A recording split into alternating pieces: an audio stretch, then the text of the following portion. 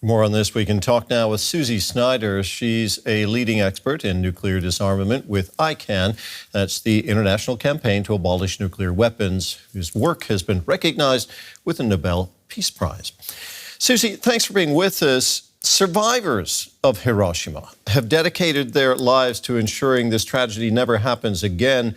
Are their voices still being heard 80 years later? Well, most survivors are around 86 years old now. And the Japanese Confederation of Atomic Bomb Survivors, Nihon Hidankyo, was also the recipient of the Nobel Peace Prize just last December. The thing is, the survivors do more than tell the story of the horror that they themselves witnessed. They call for abolition.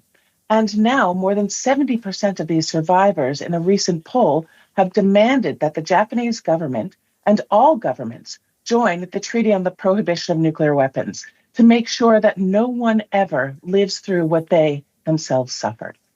Recent confrontations between nuclear-armed states, such as India and Pakistan, have intensified concerns about nuclear escalation. I wanted to ask you, is the use of nuclear weapons in such conflicts a realistic threat today?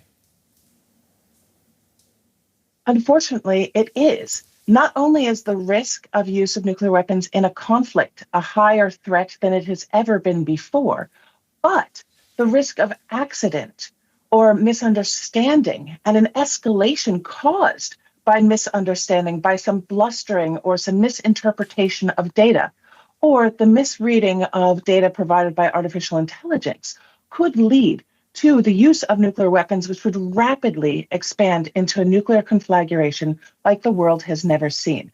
I am personally worried about this. I've worked in this issue for decades, and I'm more worried than I ever have been before. At the same time, for the first time ever, governments, almost 100 governments, have stood up and said that the very existence of these weapons is a detriment to their safety and security, a detriment to the security of their own citizens. And they are demanding action from the 9, and it's only 9, who have these weapons to reduce and eliminate them in a safe and verifiable manner. Some have argued, however, that nuclear deterrence has maintained peace for decades. How do you see that? Well, let's think about this for a second, because nuclear deterrence and that idea, that theory, has been around as long as the United Nations has been around.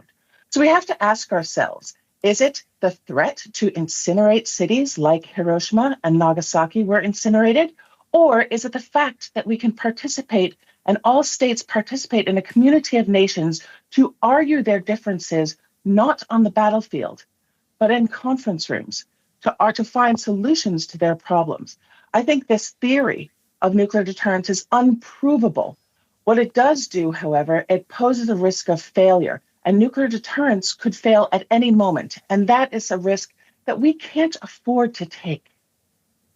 Now, emerging technologies, including artificial intelligence, which you mentioned already, are rapidly evolving. What impact do these have on the nuclear threat landscape as you see it? Well, there are a few different ways that we see the application of these emerging technologies coming into the use of nuclear weapons. Most of the nuclear armed states have committed to not put artificial intelligence in charge of launching nuclear weapons, which is good, and it's a step in the right direction. However, the application of some of these technologies includes looking at and assessing data coming in to facilitate and speed up decision-making about whether or not to use those nuclear weapons. And that is where my concern is, because already that decision-making time is about 5 minutes that one of the leaders of these 9 countries has to choose to send a bomb designed to destroy a city or not. And if that is sped up, already the fog of war is likely to be clouding their judgment. Already they are unsure of their adversary's intent. Already they are putting many lives at risk.